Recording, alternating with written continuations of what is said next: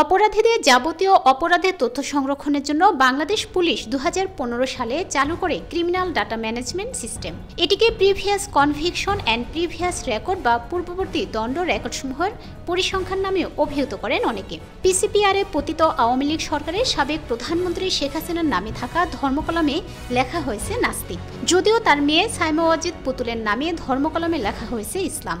আর শেখ হাসিনার ছেলে সজীব ওয়াজিদ জয়ের নামে ধর্মকলম রাখাই হয়নি।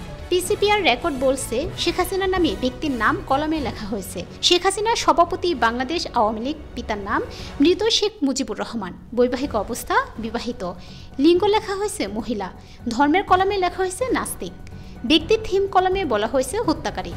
শেখ হাসিনার বয়স লেখা হয়েছে ৭৬ বছর।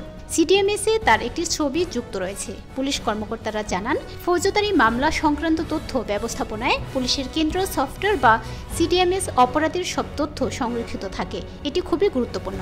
৫ আগস্ট পরবর্তী সময়ে ঢাকা মহানগরী সহ দেশের বিভিন্ন থানার মামলায় ছাত্র জনতার আন্দোলনে হত্যাকারী, হত্যার চেষ্টা, হত্যার নির্দেশদাতা হিসেবে আসামি করা হয়েছে শেখ হাসিনাকে।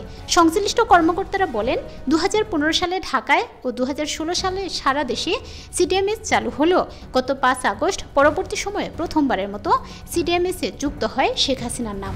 মামলা তদন্ত সহ যাবতীয় কার্যক্রম ডিজিটাল করার অংশ হিসেবে পুলিশের পক্ষ থেকে এই উদ্যোগ নেওয়া হয়। ওই সময় বাংলাদেশের প্রধানমন্ত্রী ছিলেন শেখ হাসিনা। এরপর 2024 সালের বৈষম্য বিরোধী ছাত্র আন্দোলনে শেখ হাসিনা ভারতে চলে যাওয়ার পর আসামি হিসেবে পুলিশের খাতায় নাম ওঠে সাবেক এই প্রধানমন্ত্রীর। সিডিএমএস ও পিসিআরে শেখ হাসিনার ধর্মীয় পরিচয় নাস্তিক লেখা প্রসঙ্গে জানতে চাইলে ঢাকা মহানগর পুলিশের উপকমিশনার মোহাম্মদ তালেবুর রহমান কালবেলাকে বলেন, পিসিপিআর পুলিশের অভ্যন্তরীণ ও গোপনীয় বিষয়। আপনি সেটা কোথায় পেয়েছেন? আমার জানা মতে আপনার তথ্য সঠিক নয়। যেখান থেকে পেয়েছেন কোনো তথ্য জানতে চাইলে ওই জায়গায় খবর নেন।